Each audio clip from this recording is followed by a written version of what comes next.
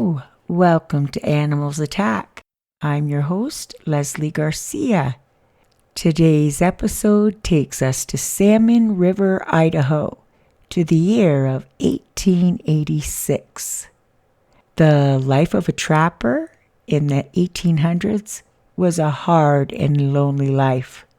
The one thing they all had in common was their fear of happening upon the infamous grizzly, the Ursus arctos, or the Ursus arctos horribilis, as it became commonly referred to, which literally means horrible bear. Throughout the 1800s, explorers and later mountain men proceeded on their travels with great caution, constantly on guard and weapon in hand. They remained vigilant, for if anyone would stumble upon a grizzly, that man would have only a few precious seconds to act in order to save his life. The grizzly bear was considered a powerful and great spirit by most Native American cultures, and they would use the image of the bear or an actual bear claw as a symbol of strength. Like the explorers and mountain men, Native Americans held the grizzly in high consternation and awe. At this point in the 1800s, the beaver was not as plentiful as it once was, so more and more mountain men or trappers were turning to other types of furs. Only the bravest or the dumbest turned towards actually hunting the grizzly. One grizzly pelt was worth that of 5 beaver pelts. One such hunter went by the name of Old Ike. Old Ike was well known for having killed over 100 grizzlies. Old Ike would quite often meet up with 2 other trappers, Jedediah and Old Blue.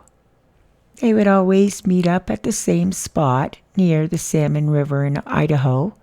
The 3 men would share a fire, a cup of coffee, and a cigar on occasion. They would jaw well into the night, telling stories of who killed what and what killed who. A common source of conversation was about that time when those fellows, Lewis and Clark, ventured into their territory, making maps, and now stories about those fellas appeared in the penny papers. Sometimes Old Blue would even have a copy that he could read to Old Ike and Jedediah, who couldn't read. Come morning, they would put away their bedrolls and freshen up the fire to make a cup of coffee, then head out on their own in search of their trap lines. Each man owned a horse and a mule, which held their pelts and supplies as they would work their way towards their trading posts. The load on the mules would get heavier with pelts as their supplies got lighter and lighter. Once they were paid for their pelts, they would go and purchase supplies to do it all over again. One morning in June of 1986, before they were heading out, Old Ike heard the sounds of a grizzly in the area. He loaded up his single-shot, muzzle-loading cap and ball rifle, while the other 2 men loaded their rifles as well. Sure enough, the 700-pound male grizzly came out of the brush, not expecting to see the men. Old Ike took his shot.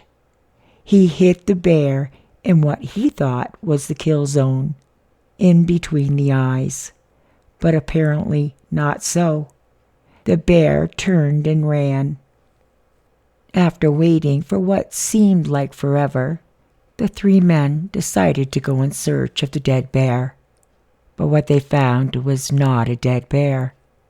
They found a furious bear waiting to ambush. All 3 shot at the bear and they ran. Old Ike, being the last in line, was caught first. Jedediah and Old Blue got to their horses, and they couldn't resist the urge to look back. and when they did, they turned just in time to see the giant male grizz swat the legs out from under old Ike. The bear was on him in seconds flat.